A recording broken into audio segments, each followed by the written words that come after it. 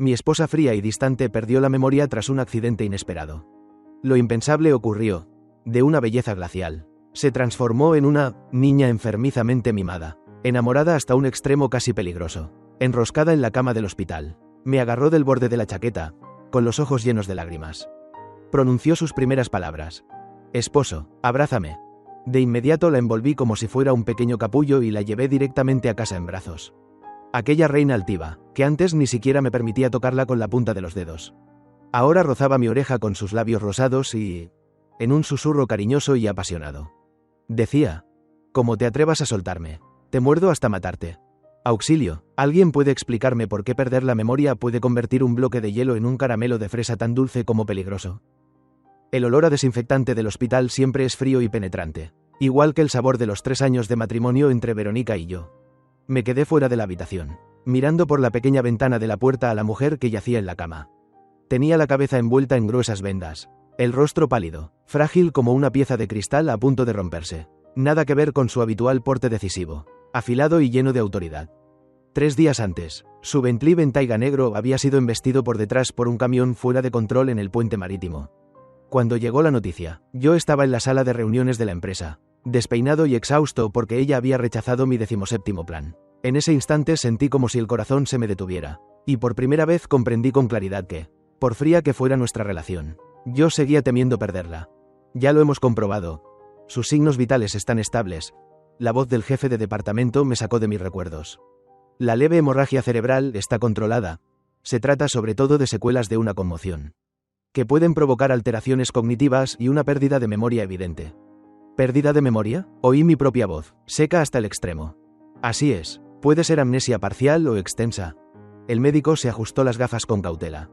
Por ahora conserva conocimientos básicos de la vida diaria y la capacidad lingüística, pero sus recuerdos de ciertas personas o hechos están confusos.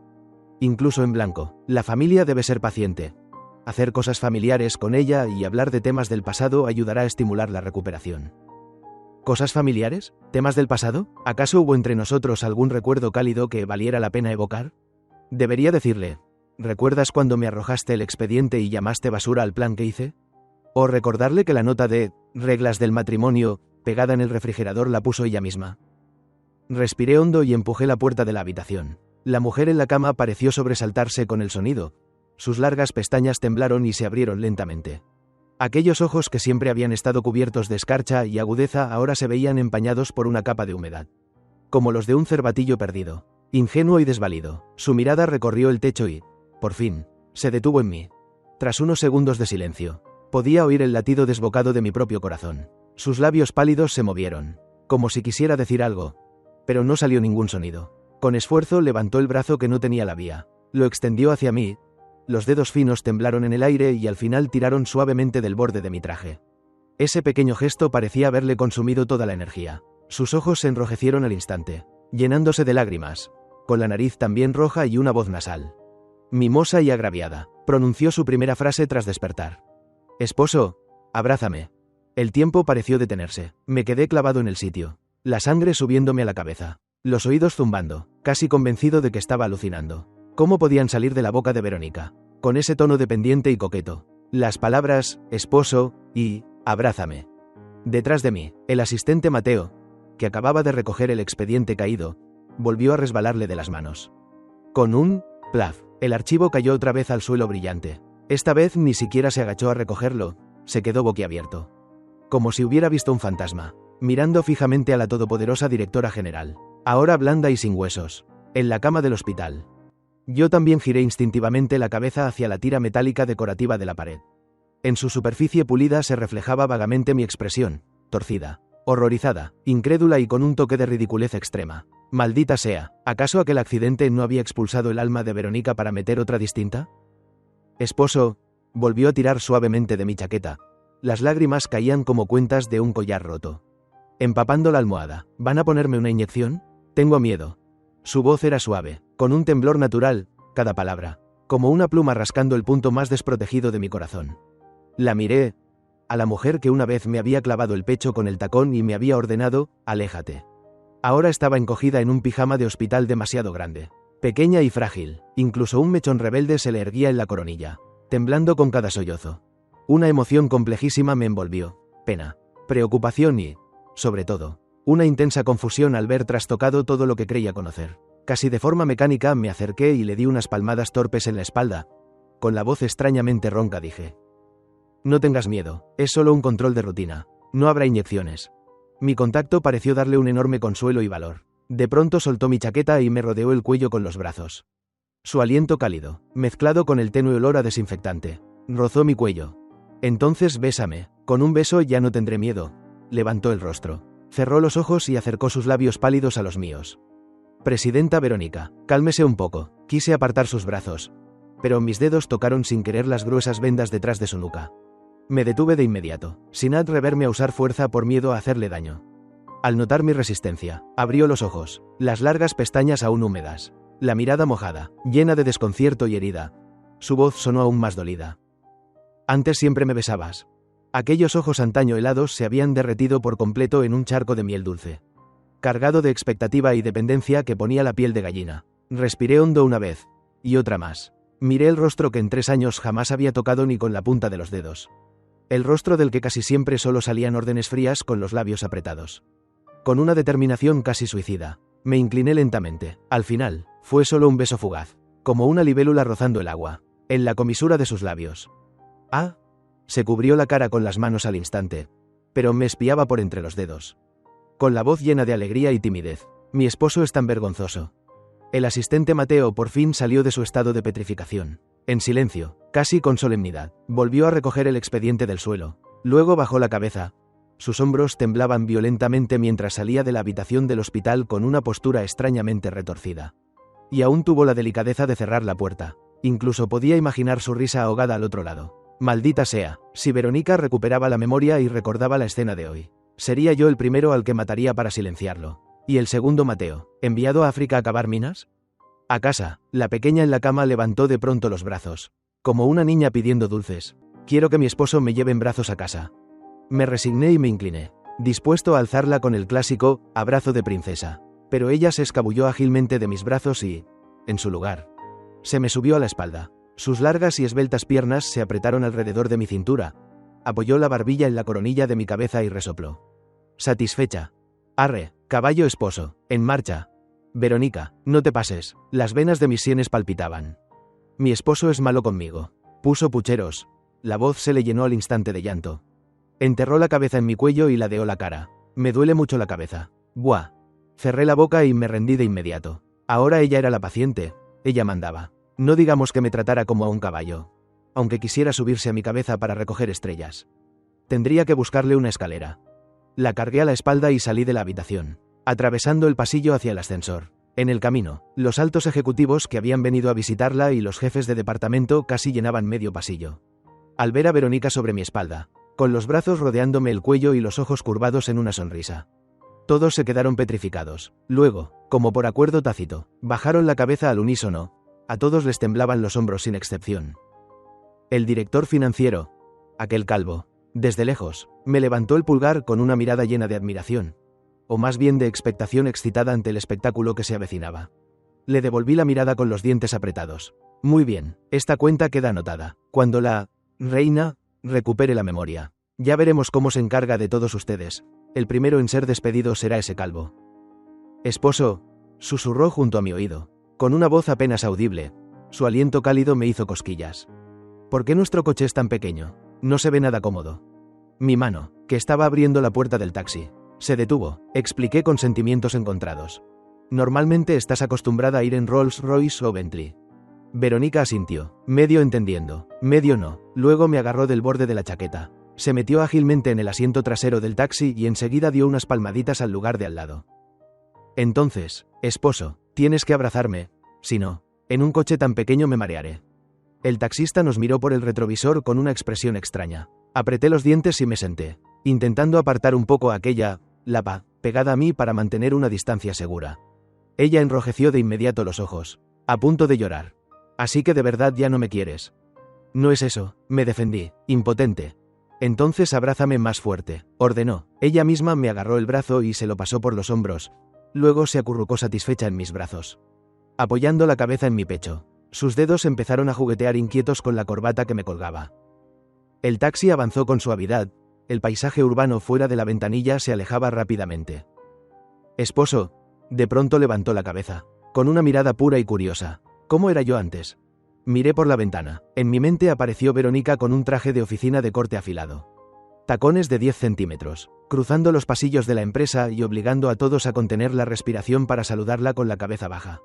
También la vi enfrentándose sola a la multitud en el consejo de administración, con la mirada cortante como un cuchillo y un tono frío que no admitía dudas. Antes, elegí cuidadosamente las palabras, intentando usar términos neutros o positivos. Eras muy independiente, muy capaz, la líder de la empresa. Entonces seguro que tú no estabas a mi lado. Concluyó de repente, sin previo aviso. Abrió la boca y me dio un pequeño mordisco en la nuez. Como castigo, mal esposo, seguro que solo pensabas en trabajar y no me hacías caso. Aspiré una bocanada de aire frío y me tapeé con acento agudo el cuello apresuradamente. El taxista había visto claramente aquella escena escandalosa por el retrovisor. El volante se le fue un poco y el coche trazó una ligera S en la carretera. Esto sí que era mortal. ¿Contaba como accidente laboral? ¿Podría pedir a la empresa una compensación por daños psicológicos? Al llegar a casa, la asistenta Juana estaba arreglando flores en el salón. Al verme entrar cargando a Verónica, colgada de mí como un koala, se asustó tanto que las tijeras en su mano cortaron de un clac la mitad de un lirio en plena floración. Señor, Juana miró a Verónica, que se frotaba contra mi pecho, sin poder articular palabra. Esta señora es la esposa, respondió Verónica, adelantándose, alzó la cabeza de mi pecho. Le sonrió a Juana y luego volvió a mirarme. Mimosa, esposo, tengo mucha sed, quiero beber agüita. Reprimiendo la ira, intenté despegarla de mí para ir a servirle agua, pero ella se pegó como una lapa, agarrándose al faldón trasero de mi camisa y siguiéndome arrastrándose hasta la cocina. Suéltame. Me giré y la miré de reojo. Impotente, si no, ¿cómo voy a servirte agua? Parpadeó con sus grandes ojos. Miró la camisa tensada entre nosotros y, de pronto, tuvo una idea brillante. Tomó mi mano y la colocó sobre su esbelta cintura. Entonces que el esposo me abrace de la cintura mientras sirve, así no hace falta soltarme. Mi brazo se quedó rígido al instante. La cintura bajo mi palma estaba tibia y suave, separada solo por la fina tela del pijama del hospital. Clan, el vaso que tenía en la otra mano se me resbaló y cayó en el fregadero. Haciéndose añicos, Juana se llevó la mano al corazón, con cara de quedarse sin aire, y se marchó a toda prisa de aquel campo de batalla. Verónica sonrió con suficiencia, mostrando dos pequeños colmillos que antes no había notado, con un encanto a la vez inocente y travieso. Esposo, señaló de pronto la enorme foto de boda en la pared del salón. ¿Por qué en la foto estás tan lejos de mí? No parece nada íntimo. Aquella carísima foto de boda era el producto inevitable de un matrimonio por alianza familiar. En la imagen, ella vestía un traje de novia puro y bellísimo, pero en su rostro no había la menor alegría, solo una frialdad distante. Yo, con traje formal, estaba a su lado, a tal distancia que cabrían dos personas más entre nosotros. No parecíamos recién casados, sino dos desconocidos obligados a posar juntos. ¿Por qué? Me estrujé el cerebro buscando una excusa. Ella había corrido descalza hasta la pared, se puso de puntillas y pinchó con el dedo al frío de la foto. Indignada. Esta mujer mala seguro que no dejaba que el esposo se le pegara. ¿Qué mala es? Casi me atraganto con mi propia saliva. Esposo, hagamos una nueva. Sacó no sé de dónde el teléfono. Me tiró de la corbata para acercarme y apoyó la cabeza suavemente en mi hombro. Clic, clic, varias fotos seguidas. En las imágenes, yo estaba forzado a esbozar una sonrisa rígida y falsa, mientras ella sonreía con los ojos entrecerrados, dejando ver una felicidad auténtica. Verónica observó atentamente la pantalla del teléfono y deslizó el dedo. Esta es la más bonita. Imprímela y cuélgala por toda la casa. Cambia esa tan fea. ¿Colgarla por toda esta villa de 3 plantas y más de 200 metros cuadrados? La vista se me nubló. Ya podía imaginar cada rincón lleno de mi sonrisa rígida. Vaya, hermoso panorama. Durante la cena, se negó rotundamente a sentarse en la silla. Insistió en sentarse en mi regazo y además darme de comer ella misma. Tomó una bolita de tang yuan de sésamo negro, aún humeante, la sopló con cuidado y la acercó a mi boca. Buen esposo, abre la boquita. No sostuvo bien la cuchara y chocó contra mis incisivos con un chasquido claro. Asustada, dejó la cuchara y sacó un pañuelo para limpiarme la barbilla. Perdón, esposo, ¿te dolió? Déjame darte otra vez. Dicho esto, se metió la bolita en la boca y, sin dudarlo, se acercó a mí, sus labios suaves, con el dulzor del sésamo negro, se posaron cerca, intentando abrirme la boca con la punta de la lengua para pasarme el bocado. Sentí como si toda la sangre se me subiera a la cabeza. Me quedé rígido como una estatua. justo cuando su lengua suave rozó mi labio superior. Me estremecí y, por puro reflejo, me eché con acento agudo hacia atrás. La nuca chocó con fuerza contra la lámpara baja del techo, que tintineó estridentemente. Me sujeté la nuca, con el ceño fruncido de dolor. Mi reacción tan brusca la asustó. Se limpió los labios, agraviada, con los ojos enrojecidos. ¿No te gusta que te dé de comer así? La miré, a punto de que se le cayeran las lágrimas de oro. Aguantando el dolor de la cabeza y del corazón, apreté los dientes y dije: me gusta, pero la próxima vez, ¿puedes avisar antes? ¿Entendido? Pasó de la nube a la luz del sol al instante. Feliz, tomó otra bolita y, con los ojos brillantes, anunció: entonces la próxima vez probamos sabor fresa, seguro que es más dulce. Antes de dormir, estalló oficialmente una batalla por el lugar para dormir. Dormir en habitaciones separadas. Ella abrazaba una almohada con un osito, que compró después de perder la memoria, y, descalza, se plantó en la puerta del dormitorio principal, con los ojos abiertos de par en par como si hubiera oído ciencia ficción. ¿Por qué, esposo y esposa no deberían dormir juntos? Señalé el dormitorio secundario al final del pasillo y expliqué con paciencia. Estos 3 años siempre dormiste allí. Esta habitación es mía. Al instante se le enrojecieron los ojos, la voz, acusadora y asustada. Entonces de verdad tienes a otra mujer. Por eso no duermes conmigo. Dicho esto, irrumpió como un pequeño proyectil en el dormitorio principal y abrió de un tirón el armario. Dentro colgaban solo mis trajes y camisas, en negro y blanco, ni una sola prenda femenina. ¿Ves? Abrí los brazos para demostrar mi inocencia. Tu ropa, tus cosméticos, todo está en el dormitorio secundario. Guardó silencio 3 segundos, tensó su carita y de repente salió corriendo al otro cuarto. Al poco volvió cargada con un montón de pijamas y camisones de seda. Los volcó en mi armario, apretándolos con mi ropa. Luego trajo su almohada y la metió bien pegada a la mía, dándole palmadas para que no quedara ni un hueco. Ahora ya está, se puso en jarras, ligeramente jadeante, con el rubor del triunfo. A partir de ahora duermo aquí. Quiero dormir oliendo al esposo todos los días. Me dolía la cabeza como si me la martillaran. Intenté imponer autoridad. Verónica, el médico dijo que necesitas reposo. ¿Necesitas? El médico dijo que hay que hacer contigo cosas familiares. Me interrumpió con terquedad, tirando de mi brazo para llevarme a la cama. Esta es la más familiar y la que hay que hacer. El esposo duerme conmigo. Entre empujado y resignado, acabé en la cama. Ella se me enroscó como un pulpo. Me rodeó el cuello con los brazos. Apoyó la cabeza en mi pecho y ronroneó como un gatito. El corazón del esposo late muy rápido. Susurró, con curiosidad e inocencia. Late como un tambor. Tonterías, que pruebe a ver si no se le acelera el corazón a cualquiera cuando su esposa. Poderosa y distante, que antes te hacía sentir basura con solo mirarte. De pronto se vuelve tan suave y pegajosa. Te toca y te besa así. Que no me diera un infarto en el acto ya era prueba de buena constitución. En la oscuridad, su respiración se volvió poco a poco regular y profunda. El abrazo aflojó un poco. Creí que por fin se había dormido y suspiré aliviado, intentando con cuidado retirar el brazo entumecido bajo ella. Apenas me moví 1 centímetro cuando, sin aviso, abrió la boca y me dio un mordisco en el hombro. No fue fuerte, pero suficiente para hacerme estremecer.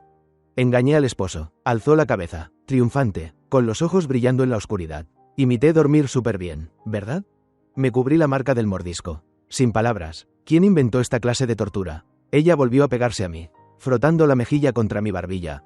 Su voz tenía un hilo de debilidad y un sollozo apenas perceptible. Es que tenía miedo de que el esposo se fuera. Me desperté sin recordar nada, con la cabeza en blanco. Solo te reconocí a ti. Si tú tampoco me quieres. Sus palabras fueron como una aguja clavándose en la parte más blanda de mi corazón.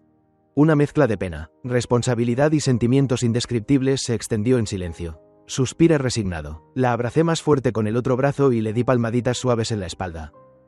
Duerme. Mi voz fue tan cálida que ni yo mismo lo esperaba. No me voy a ir. Guardó silencio en la oscuridad, como si hubiera recibido la promesa que quería. Pero no pasó mucho antes de que volviera a moverse. Al final tomó mi mano izquierda y levantó mi dedo anular ante mis ojos, casi rozándome la nariz. Esposo, ya estamos casados, ¿verdad? Mira, hay un anillo. El sencillo y caro anillo de platino con diamante reflejó suavemente la luz de la luna que se colaba por la rendija de la cortina. Ajá, respondí en voz baja. Entonces tienes que decirme que me quieres todos los días, exigió, como si fuera lo más natural del mundo. Esto era aún más difícil que obligarme a trasnochar con un plan. Si no lo dices, lloro para que lo veas. Lloro hasta que me duela la cabeza. Lanzó su arma definitiva. Por reflejo le tapeé con acento agudo la boca, temiendo que de verdad empezara a llorar. Duerme ya. Por fin se acurrucó satisfecha, como un barquito que ha encontrado puerto seguro. El dormitorio cayó en un silencio auténtico. Solo quedó el sonido entrelazado de nuestras respiraciones. Un rato después, cuando estaba a punto de quedarme dormido, sentí que sus labios rozaban suavemente mi clavícula. Con voz ligera, como en un sueño, dijo: «Esposo, en realidad tengo un poco de miedo». «¿Miedo de qué?», pregunté, somnoliento. «Miedo de que cuando recuerde todo, ya no quieras abrazarme así, ni decirme que me quieres». La mano que le daba palmaditas se quedó suspendida en el aire. Sentí el corazón apretado, con un dolor sordo. ¿Acaso yo no había pensado también en eso? Este dulce sueño robado algún día tendría que terminar. Y entonces, ¿cómo volveríamos a mirarnos? En la mañana del 10º día, no me despertó el sonido del despertador, sino el cansancio mismo. Al abrir los ojos, ya vi a Verónica sonriendo de oreja a oreja, tumbada sobre mí. En la mano sostenía mi carísima corbata italiana hecha a mano, con la que había dado varias vueltas alrededor de las muñecas de ambos y había hecho un nudo corredizo bien apretado. «Buenos días, marido», sonrió como una gatita que acaba de robar manteca. «Así no podrás escabullirte para ir temprano al trabajo. Tienes que desayunar conmigo». Miré el techo con desesperación, sintiendo la atadura en las muñecas. El teléfono del velador vibró en el peor momento posible. Hoy a las 9:30 había una negociación final crucial sobre una adquisición. Y yo era uno de los responsables principales. «Suéltame, Verónica». Intenté forcejear, pero el nudo estaba bastante firme. «De verdad voy a llegar tarde. Hoy hay una reunión muy importante».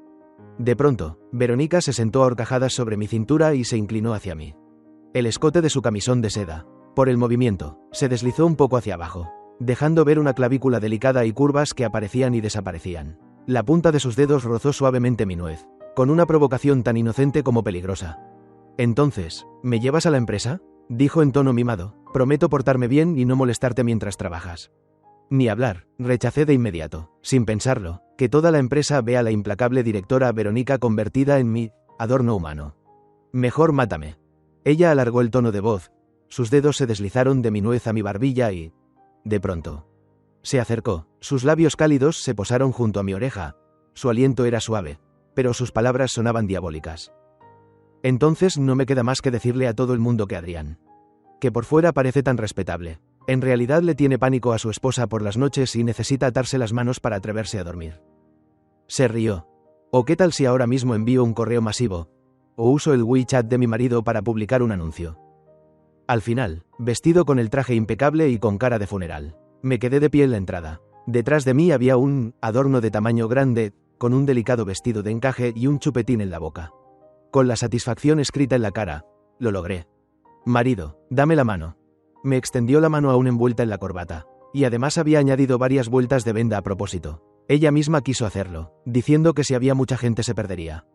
Con el rostro sombrío, casi con brusquedad, le agarré la mano y la apreté. Al mirar por el retrovisor, vi que el asistente Mateo ya esperaba junto al coche, cuando vio nuestras manos entrelazadas y la llamativa corbata atando nuestras muñecas. Sus pupilas volvieron a sufrir un terremoto de magnitud 8. El coche entró suavemente en el estacionamiento subterráneo de la empresa. Aproveché el momento de aparcar para forcejear por última vez, intentando quitarme esa maldita corbata. O al menos hacerle entender que debía comportarse un poco en la empresa. «Escucha, Verónica, en la empresa tenemos que mantener cierta distancia», dije mientras deshacía el nudo, intentando razonar con ella.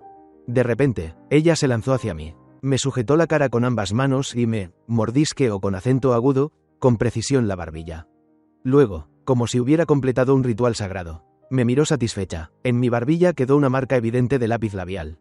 «¿Marcado?», dijo, lamiéndose su pequeño colmillo, con una sonrisa traviesa y orgullosa. «Ahora todo el mundo sabe que el presidente Adrián es una maceta con flores. Que es mío, y nadie más puede tocarlo». Estuve a punto de desmayarme de la rabia. El ascensor subió lentamente desde el estacionamiento subterráneo y, con un ding, se detuvo en el piso que uso habitualmente. Las puertas metálicas se abrieron poco a poco a ambos lados. Todo el personal afuera, con carpetas en brazos y café en mano, como a punto de empezar la jornada. Quedó congelado, como si alguien hubiera pulsado pausa.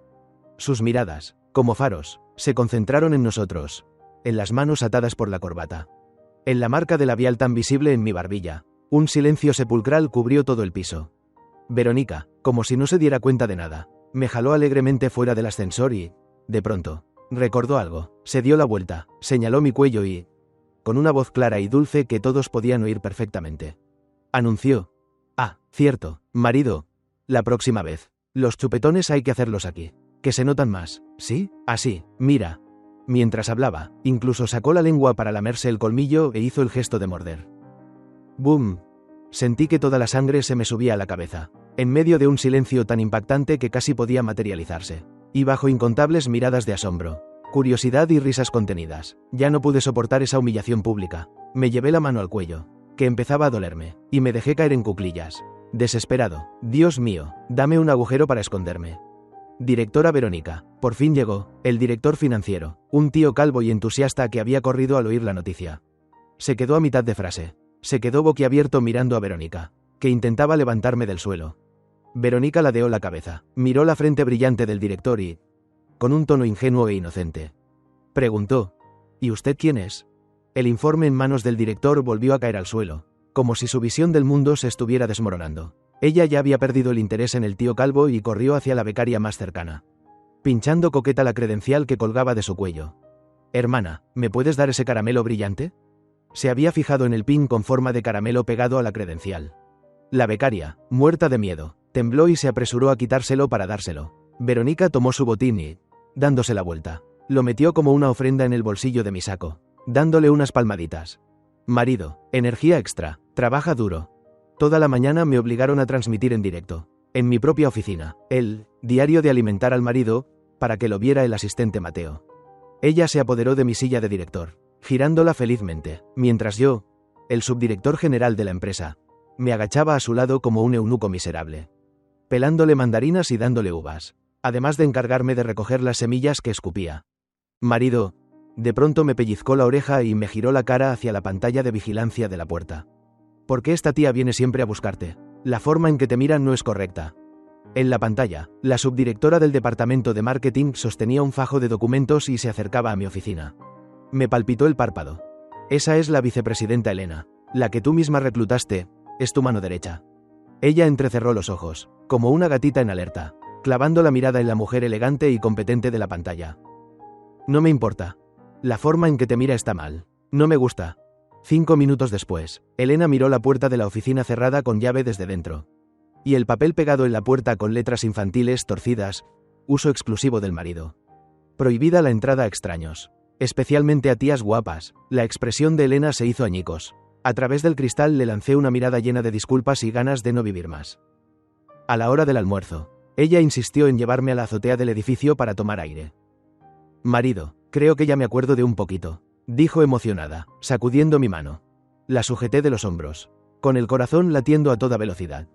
¿De qué te acuerdas? ¿Está empezando a volver la memoria? Ella se puso de puntillas, rodeó mi cuello con los brazos, con los ojos brillantes, y de pronto abrió la boca y me mordió suavemente el labio inferior. Sonrió como una gatita ladrona. Tú eres el marido que más amo, el mejor marido del mundo. Olvídalo, la chispa de esperanza que acababa de encenderse en mí fue apagada por un balde de agua fría, dejando solo una humareda verde de impotencia. Como era de esperar, no debía tener expectativas tan altas. El verdadero giro ocurrió la tarde del miércoles de la segunda semana. Bebió a escondidas el vaso de americano helado con doble concentración que yo había dejado sobre el escritorio y, como si se hubiera emborrachado, con la carita enrojecida se acurrucó en el sofá de la oficina y se quedó dormida. Yo me senté en el sillón individual a su lado. Bajé la cabeza y respondí correos en el móvil. La luz del sol atravesaba las persianas y proyectaba claroscuro sobre su rostro. La oficina estaba muy silenciosa. Solo se oía su respiración regular y el suave tecleo de mi pantalla. De pronto, una voz fría, familiar y carente de toda emoción rompió el silencio. Adrián, te has vuelto muy valiente, ¿eh? Me sobresalté y levanté la cabeza. Verónica ya se había incorporado en el sofá sin que yo lo notara. Se masajeaba las sienes con el ceño fruncido. En sus ojos ya no quedaba rastro de aquella ingenuidad dependiente y húmeda, sino que habían recuperado la agudeza y la lucidez habituales, incluso con un matiz de frialdad y escrutinio, como si se sintiera ofendida. ¿Verónica? El corazón me latía desbocado. Intenté extender la mano para tocarle el brazo. ¿Tú? ¿Ya recuerdas? Sin miramientos, soltó un zas y apartó mi mano. Su mirada, afilada como un cuchillo cubierto de hielo, me barrió de arriba abajo. Divertido el jueguito de rol, ¿no? Aprovechándote de que no estaba en mis cabales para sacar todo el partido posible. Quítame ahora mismo esta cosa infernal, dijo con asco, sacudiendo la corbata ya algo arrugada que aún rodeaba su muñeca. Déjame explicarte. No había terminado la frase cuando, de repente, se llevó la cabeza entre las manos y dejó escapar un gemido de dolor. Su cuerpo se encogió, y en su frente aparecieron de inmediato gotitas de sudor frío. Cuando volvió a alzar la vista, la escarcha de sus ojos se disipó rápidamente, sustituida por un velo de lágrimas y una expresión confusa. Me miró con los ojos brillantes y extendió la mano. Marido, me duele mucho la cabeza. Quiero que me frotes un poquito. Me quedé inmóvil, con el brazo aún en la postura en la que ella lo había apartado. El corazón me golpeaba el pecho como loco, como si fuera a atravesar las costillas. ¿Había sido una alucinación lo de antes? ¿O acaso? Esa noche tuvo una ligera fiebre. En la cama murmuraba incoherencias, gritando a ratos palabras como contrato, consejo de administración, la cláusula no está bien. Su voz a veces era clara y fría, otras borrosa y confusa. De pronto, mordía el dedo con el que yo le limpiaba el sudor y, sollozando, se ponía melosa. Marido, no puedes mirar a nadie más, solo a mí. Le pasé una toalla tibia por la frente, con el corazón latiendo como un tambor. Una intensa sensación de inquietud me envolvió. ¿La amnesia podía provocar cambios de personalidad tan radicales y alternancias tan repentinas? De madrugada, de repente se incorporó sin previo aviso. En su mirada había una claridad y una calma nunca antes vistas. Incluso con la concentración y la presión que solía mostrar cuando trabajaba. Alzó la mano y me tocó la mejilla. El gesto era un poco rígido, pero su tono fue absolutamente claro y decidido. La cláusula adicional de la adquisición. Página 7, apartado 3. El método de cálculo vinculado al hito de pago y al acuerdo de apuestas tiene un problema. Han jugado con las palabras. Dan por hecho que la tasa de interés se dispara según el índice de referencia del modelo C que ha sido manipulado. Dile al departamento legal que restaure de inmediato el modelo C para contrastarlo. Dicho esto, sin esperar mi reacción, como si se le hubiera agotado toda la energía, cayó de nuevo sobre la almohada y se quedó dormida al instante. Yo me quedé sentado junto a la cama, helado de pies a cabeza, con el corazón retumbando, tras quedarme en blanco exactamente 5 segundos. Me levanté de un salto, corrí al estudio, encendí el ordenador y abrí la versión electrónica del acuerdo de adquisición. Revisado y aprobado innumerables veces por los departamentos legal y financiero, listo para firmarse oficialmente al día siguiente. Fui directo a la página 7. Encontré el apartado 3 y lo comparé con el método de contabilización del modelo C que ella había mencionado. Un sudor frío me recorrió las sienes. Tal cual, una trampa contractual extremadamente sutil. Si firmábamos según el texto actual, en los próximos 3 años existía una altísima probabilidad de que tuviéramos que pagar una suma enorme. Muy por encima de lo previsto, si el rendimiento de la otra parte no alcanzaba los estándares. Levanté el teléfono de inmediato y llamé al director legal y al director financiero. A partir de entonces, ella empezó a alternar estados con frecuencia. A veces era una niña adorable y pegajosa, persiguiéndome con un helado para que el marido le diera de comer, otras. De pronto se volvía fría y, con un lenguaje extremadamente preciso, aprobaba y corregía varios documentos electrónicos urgentes en mi ordenador, con una eficiencia asombrosa. Incluso llegó a presidir una videoconferencia con ese tono suave y delicado de enferma mimada, haciendo que varios accionistas veteranos y eruditos al otro lado de la pantalla se quedaran callados durante toda la reunión, sin atreverse a decir una sola palabra. ¿Trastorno de personalidad múltiple?, pregunté. En la consulta de un hospital privado, el médico fruncía el ceño mientras observaba la última tomografía cerebral. Desde el punto de vista médico, las secuelas de una conmoción cerebral pueden causar ciertos síntomas psiquiátricos y psicológicos. Pero por lo que usted describe, se parece más a una recuperación irregular de fragmentos de memoria. Algunos bloques de recuerdos vuelven antes, otros siguen en estado caótico o perdidos, lo que provoca una disociación y discontinuidad en la cognición y el comportamiento.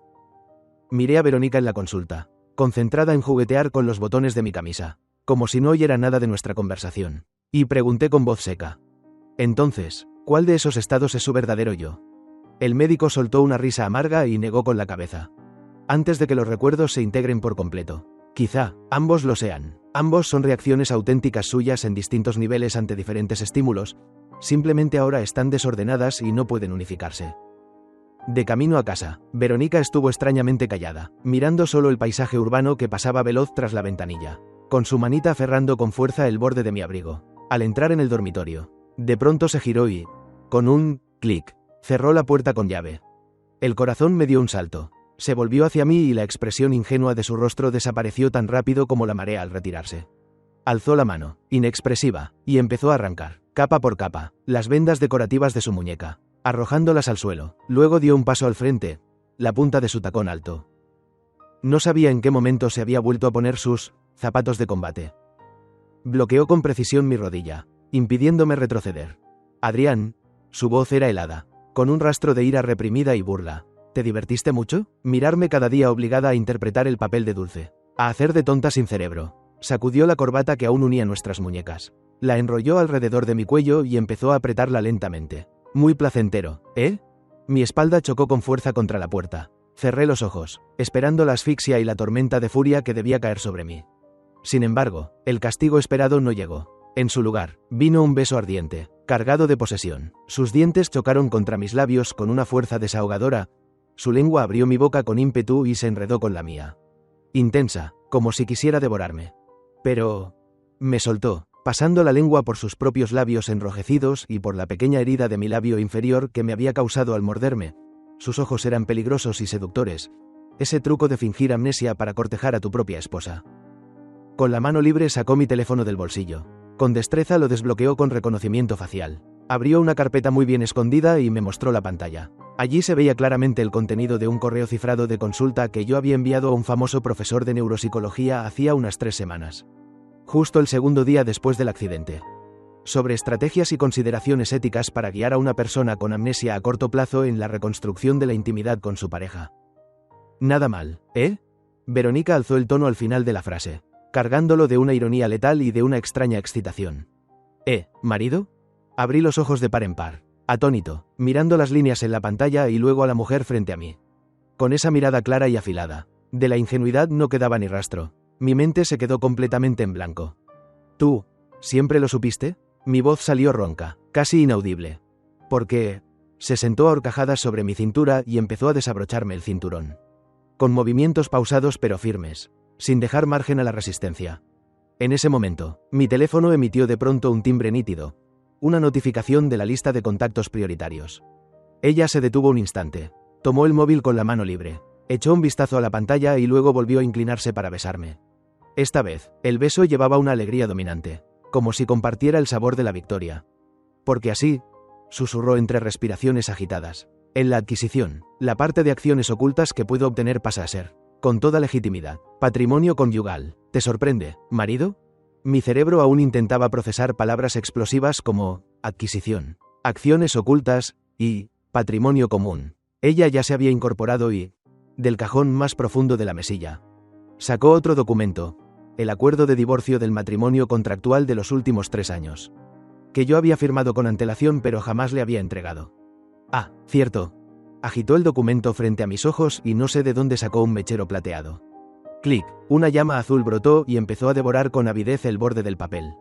Esta cosita que escondías. Miró cómo el papel se encogía y ennegrecía. Sonrió suavemente y lo soltó. Me daba comezón a la vista, la quemé por diversión. No te importa, ¿verdad, marido? Las cenizas, como mariposas negras, cayeron lentamente. Miré esos restos y luego a la mujer sentada sobre mí, con una expresión de triunfo, provocación y una tensión apenas perceptible entre las cejas. De pronto estallé en carcajadas sin previo aviso. Primero una risa contenida en el pecho. Luego una risa franca e incontenible. ¿De qué te ríes? Arqueó una ceja, claramente intrigada por mi reacción. De golpe me giré, la presioné con acento agudo contra el colchón blando. Apoyé las manos a ambos lados de su cabeza y bajé a besarle los labios, entreabiertos por la sorpresa, luego su clavícula. Mi voz sonaba ligera, cariñosa como nunca. Me río de mi mujer. Mis besos siguieron descendiendo. Fingir estar delicada y aún así desplegar esta aura de CEO dominante. Digno de la directora Verónica. Ella rodeó mi cuello con los brazos y me ciñó la cintura con las piernas. Sus ojos brillaban con una sonrisa de victoria y un deseo imposible de disipar. Entonces, director Adrián, con un leve impulso de cadera, volvió a tomar la iniciativa. Se acercó a mi oído y exhaló. ¿Quieres que lo falso se vuelva real? La luz de la luna se filtró por la rendija de las cortinas, iluminando los restos calcinados del contrato sobre la alfombra junto a la cama y también el fulgor ardiente en sus ojos. Allí ya no había ni rastro de la ingenuidad o la dependencia de la enferma delicada, solo inteligencia, cálculo, determinación y el brillo afilado de una cazadora. Oye, no pude evitar morder suavemente su oreja. Hay una última duda que me ronda desde siempre. ¿Cuándo descubriste que en realidad yo no pensaba firmar ese acuerdo de divorcio? Lo escondí muy bien. Ella sonrió esquivando mi beso, mientras sus dedos hábiles desabrochaban los últimos botones de mi camisa. Desde el día en que lo escondiste a hurtadillas, en lugar de romperlo o quemarlo de inmediato. Su beso cayó sobre mi pecho, justo donde el corazón latía desbocado. Ahí descubrí que este tonto de boca dura y corazón blando, en realidad me ama mucho más de lo que yo imaginaba. Fin.